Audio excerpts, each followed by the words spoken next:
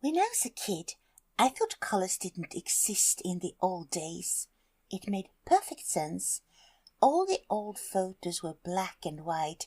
Obviously, color hadn't been invented yet. I asked my grandmother what it felt like when the colors came, and was quite shocked when she laughed at me. Just a question here. Why are you so interested in colors? If you don't mind me asking. Well, it's because colors do so much for us. They can change how we feel, how we look, and even how we see ourselves. So, you had to learn a lot about colors, and now you want to explain it to others. You nailed it. By understanding how colors work, we can use them to our advantage. In a way, I was right, though, when I was a child. Colors didn't exist. They still don't. They are tricky phenomena. Why? What do you mean? Basically, we define colors as light of a specific wavelength. Light is basically energy. White light consists of a very broad spectrum of wavelengths. Think of it like this. When light hits a mirror or a very still surface of water, the light is reflected. When it hits an object, only parts of the light energy is reflected. This is what we see as colors. So, colors are basically wavelengths of light energy. Is it? Well, not quite. Or not only that. Most of all, it is what happens in our brains. It's actually like a radio. Wavelengths of energy hitting a receiver that transform it into something that seems real. The real magic happens when the light meets us. Oh crap, I am really ranting to myself again, am I? Not quite. I am listening. Go on. What about meet us? Well, light hits our eyes. That works quite a lot like a camera. It has got the iris, the colored ring around the pupil, that is like a shutter, that filters how much light can enter the eye to not get overwhelmed and blinded by it. That is why the pupil gets so big when it's dark outside. Then the iris allows a lot of light in, and it will get tiny in bright light because the iris filters it out. Does this make sense? Oh, yes. By the way, I will say I must tell everyone to like the video and subscribe to our channel at the beginning of each video. Apparently, it is some kind of, algorithm magic. Okay, but you really stink at it. Watch this. You should all really like this video and subscribe to this channel to get to know more of these wonderful videos. They are the best. Okay, enough of that crap and back to the story. I hope you are better at scientific stuff. The light? The light hits the back of the eye, which is covered in the most magnificent layer called the retina. The retina consists of cells that fire signals to the brain when light hits them. They are like, light reporters sending messages to the brain about light, always light. And the interesting part, there are two types of cells in your eyes, rods and cones. Rods are generalists. They work in low light but can't detect color, so they only see black and white. Cones, on the other hand, are color specialists. They each respond to different parts of the spectrum we think of as red, green, or blue. But they need plenty of light to work. That's why, at night, everything looks grey. Your cones just can't handle the low light. So at night, all cats are grey. So light signals travel to the brain through the optic nerve that starts at the back of the eye and runs all the signals to the back of the brain, the visual centrum, where the signals are relayed and molded into something that the brain can make sense of. And this I find extremely interesting, because the optic nerve follows the direction of the light that hits the eye. Our brains have adapted to this. So, light incoming from our right side will give rise to signals that travel to the left side of the brain, and light incoming from the left will give signals to the right side of the brain. And because of this, the left side of the brain controls the right side of the body, and the right side of the brain controls the left side of the body. Isn't that amazing? Just because the brain is so tuned in to receive light signals, the whole brain is kind of crossed. Left brain steers the right hand and right brain steers the left hand? Yes, exactly. It is truly fantastic. But what do you mean by the brain molds the signal into something it can make sense of? Oh, but you are a clever butterfly. You ask the right kind of questions. What is your name, by the way? I don't have a name. Butterflies don't have names. But glasses? Do butterflies have glasses? Why do you have those? You have bad eyesight? Oh no, I see just fine. I wear glasses because I am nerdy. Us butterflies really like prejudices, and nerdy people are supposed to wear glasses, so we do too. Oh, that makes sense. Can I give you a name? How about Bert? Bird it is. But you won't get away from this. What about molding? Well, you see, the brain is just amazing on turning the incoming light signals into something that can be understood. And the brain is very much tuned into always finding patterns that it turns into something that can make sense to us. Sometimes it is so enthusiastic at interpreting light signals, it actually tells lies just to make things understandable. It kind of, prefers logic and down prioritizes the truth at times. What? Like how? Well, one good example is that light signals actually reach us upside down, always. We see the world upside down because of the way light signals hit the visual centrum, but we very, very quickly learn to mold the signals right so we see the world with the right side up. That's almost unbelievable. Upside down? Are you sure? As sure as I can be. How do you ever know anything for sure? What are the two of you laughing at? The nerd is talking to a human instead of doing butterfly things. And we're going to tell everyone in the butterfly society. Listen, you two. Do you like magic? What is magic? Well, it is super cool, and my nerdy friend Bert here actually inspired me to make a magic show for you. You can fly and get all your friends if you want, and I will show you something really fun. Okay, we fly and get them, but you stay here, right? You won't go away?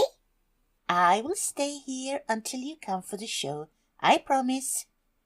Thank you. But what did you mean by, how can we know anything for sure? Well, the truth is always hard to catch. We live in a wobbly world. And when it comes to the brain, have you ever thought about this? We can never know what others perceive, can we? I mean, we can agree that your wings are blue, right? But we will never know if you see blue the same way as I do. Oh, I would love to experience blue through somebody else's brain, but I can't. I can only see it the way I see it. And some people can't even experience blue. They can't experience colors at all. Perception of colors is very, very individual. How do you know that? That can be proven scientifically. Some people are very good at colors. It is partly genetic, partly training. Others have a hard time separating colors or making any sense of them.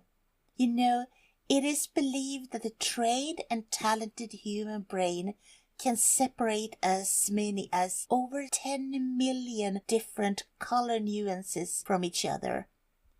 That's almost impossible to believe. And others are not able to separate green from red. So yes, colors are very individual and very much depending on the receiver, that is, the person who sees the colors. And some colors humans can't even see at all, right? Infrared and ultraviolet. Us butterflies, we do. True that. Some animals clearly can. There are animals with very, very different light-receiving cells than our rods and cones. There is a weird shrimp who have 16 different light-receiving cells or photoreceptors, a fancier name for light-receiving cells. I wonder what this shrimp world looks like. Oh boy, I would like to know. And I wonder what the world looks like to butterflies. I wonder what it looks like to humans. Oh, the magic. I need to start up my tablet. It can take some effort. It's a German iPad prototype, we think. It should be no more than 70 years or so, and it usually starts. I recently greased it with olive oil mixed with a healthy dose of bratwurst and whiskey. It really likes whiskey.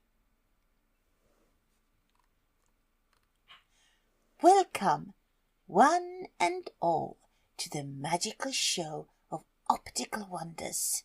Today we're diving into a world where your brain doesn't just see colors, it creates them, molds them, and sometimes tells little fibs about them.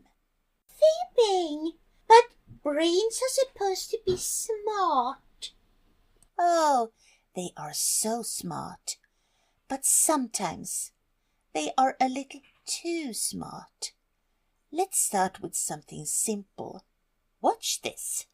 What do you see? There is a chessboard and something standing on it and two squares A and B. A is dark and B is light. Aha! But what if I told you they are actually the same color?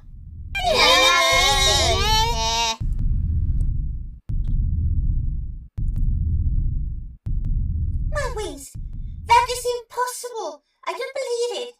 You're cheating.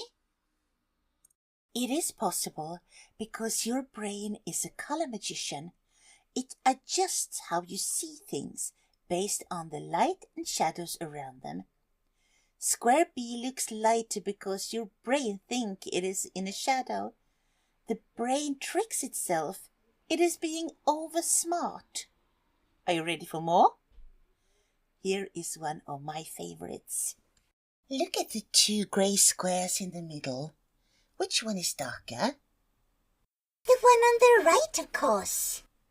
And you'd think that's true, but they're actually the same. I don't trust my eyes anymore.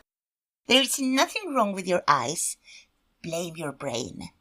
It has a hard time understanding real values. The brain is addicted to comparing things, and when it compares a grey to white, it looks darker. When it compares the same grey to black, it looks lighter. and it does the same with all hues. Are you tired now, or do you want more?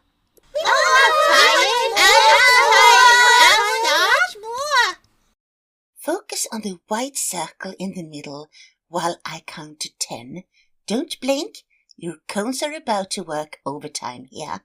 1, 2, 3, 4, 5, 6, 7, 8, 9, 10. They're glowing.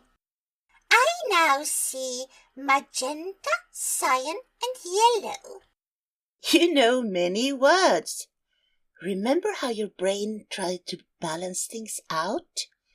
When the red, green, and blue disappear, your cones fill in the opposite colors. So red becomes cyan, green becomes magenta, and blue becomes yellow. But now they disappeared. Exactly. Actually, they never really existed. You saw a white screen. And that's the real magic of color. It doesn't just live out there in the world. It is created by you.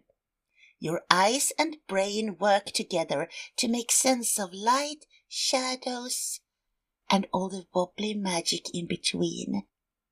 That's weirdly satisfying. Do it again. But why do we see colors if the screen was really white? That makes no sense. That's a good question. You see, these colors have a special relationship to each other. They are called complementary colors. Red and cyan together hold so many wavelengths of light, so if you mix them, they actually create white light. White? Like, no way. White. Yes, actually. And the same with the pairs green and magenta and blue and yellow. They are also complementary pairs, and they are related to white. I know this one. Humans use that in makeup. Exactly. Yellow can be used to counteract dark blue spots under eyes to make it look more white.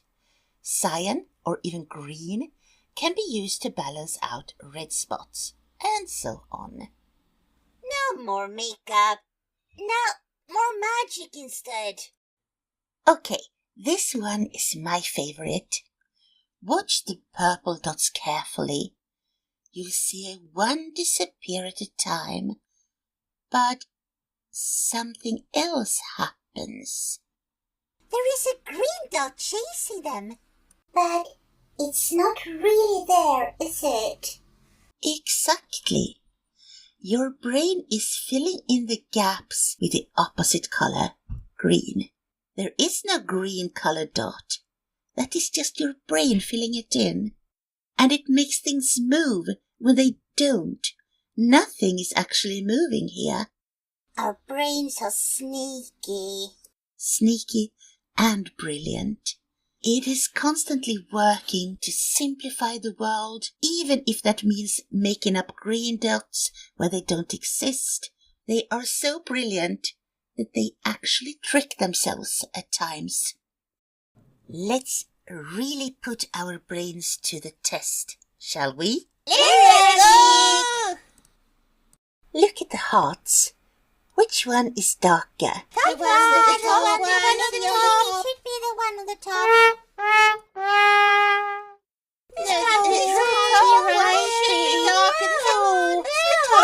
Sorry, my darlings, but it really is the truth.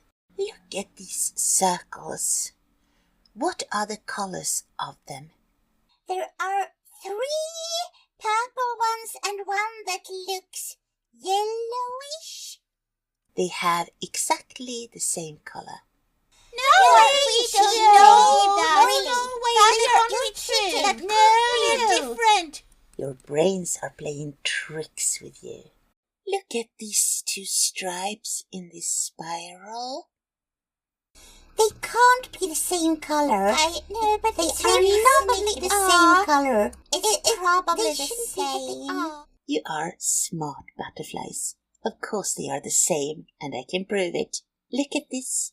I take a sample from this one, like that, and then a sample from the other one. Okay, done. You see? It is the same color. I will never believe my eyes again. There's nothing wrong with your brain. Eyes tricking you. It's your brain. And now, do you all see the white triangle in this image? Yes. But here is the thing. There is no triangle at all. Your brain is filling in the gaps between the shapes. The magic of your brain, always wanting to find patterns, even when there are none. Our brains don't just create colors. They can create entire shapes out of thin air. It's all part of the same amazing system. Oh, Dawn, I should not have shown you that last thing. It actually belongs to another video about optical tricks and principles that we can use when working with shapes. You won't tell Bubbles, will you? Well, depends. If you promise to invite us to that magic show, we might actually keep quiet about you overstepping boundaries here. I can promise that. Actually, all you need to do is to like this video and subscribe to our channel. And YouTube, by some magic I can't explain, will notify you when it is time. I want to know more about colors first, though. I want to know how I can use colors of my wings and makeup to play nicely with me. These magic tricks are all fun, but they are not practical. You're right. This is actually one part out of 3. The first one talking about how to describe colors by using jelly. Yes, jelly. This one is about the biology of color and color magic. And in the third one, we will be talking about how to use colors to, as you say, place nicely with ourselves. Personal colorization. Would that suit you, mademoiselle? I will come and watch it, and then I will tell you if it suits me.